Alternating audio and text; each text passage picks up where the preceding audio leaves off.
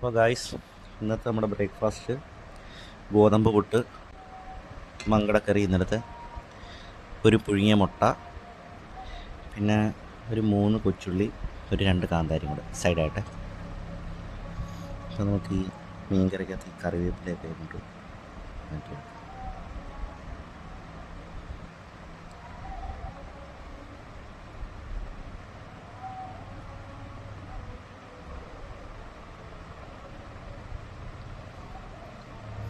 ഇനി ഇതൊന്ന് മിക്സ് ചെയ്യാം. രാവിലെ പഴഞ്ചോറുണ്ട്, പിന്നെ ഇച്ചിരി ഗോതമ്പ് പുട്ട് കഴിക്കാമെന്ന് വിചാരിച്ചു, ഇച്ചിരി പ്രോട്ടീൻ എടുക്കാമെന്ന് വിചാരിച്ചു. അപ്പോൾ മീൻകറിയായിട്ട് ഇത് നല്ലപോലെ ഒന്ന് മിക്സ് ചെയ്യാം. ആദ്യം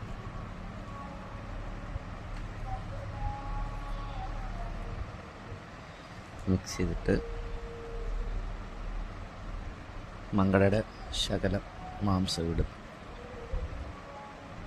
ഇതിൻ്റെ കൂടെ വെക്കാം. മുട്ടയുടെ ശകലം വെള്ളം എടുത്ത് ഇതിൻ്റെ കൂടെ വെക്കാം. എന്നിട്ട് ഒരു പിടി പിടിക്കാം.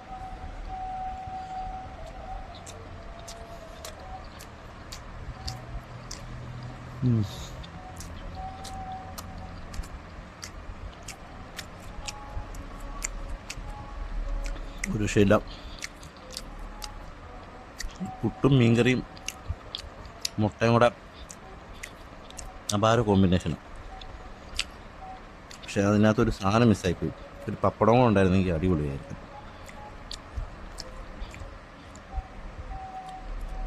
ഒരു പിടിയും കൂടെ എടുക്കാം.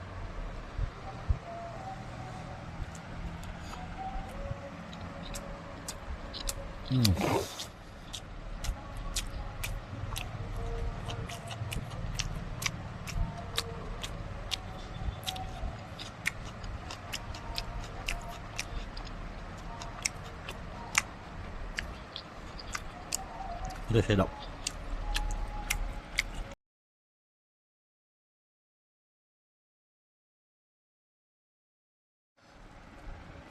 ഇപ്പോൾ രാവിലത്തെ പുട്ട് തീരാറായിട്ടുണ്ട്. ശകലം എടുത്തോളായിരുന്നു. പിന്നെ ബാക്കി പഴങ്കഞ്ഞിയുണ്ട്, അവിടെ റെഡി ആയിട്ടിരിപ്പുണ്ട്. അതിൽ നമ്മൾ കൊച്ചുള്ളിയും കാന്താരി മുളകും അതിൻ്റെ അരിഞ്ഞിട്ട് സെറ്റാക്കി വെച്ചേക്കുക, തൈര് വെച്ച്. അത് ഈ മീൻകറിയുടെ ചട്ടിയുണ്ട്, അപ്പോൾ ആ ചട്ടിക്കകത്തിട്ട് കഴിക്കാമെന്ന് വിചാരിച്ചു. ഇതിനകത്ത് ഈ മുട്ടയുടെ ഈ മഞ്ഞ ഉണ്ടല്ലോ,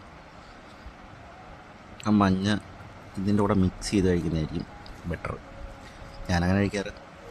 എനിക്ക് പുട്ട് കിട്ടിക്കഴിഞ്ഞാൽ ഈ മുട്ടയുടെ മഞ്ഞ ഞാൻ ഇതിൻ്റെ കൂടെ അങ്ങ് മിക്സ് ചെയ്യും. ചില ആൾക്കാർക്കൊന്നും അത് ഇഷ്ടമല്ല കേട്ടോ. എനിക്കിഷ്ടം, എനിക്കിങ്ങനെ കഴിക്കാൻ ഇഷ്ടം. നല്ലപോലെ പൊടിച്ച് ആ പുട്ടിനകത്തെല്ലാം മിക്സ് ചെയ്തിട്ട് ഒരു കഷ്ണം മീനും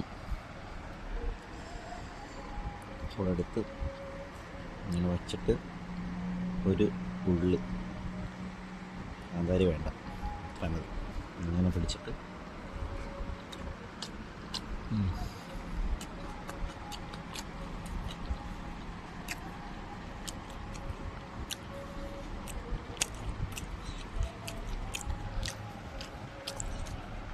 ഇങ്ങനെ കഴിക്കുന്നതിൻ്റെ ടേസ്റ്റ് അത് വേറെ.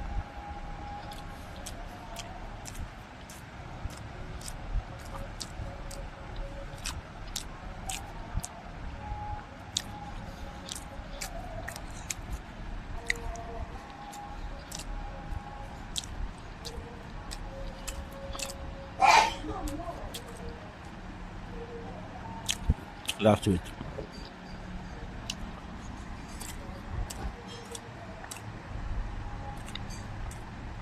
അപ്പോൾ ഓക്കെ, അടുത്ത വീഡിയോ കാണാം.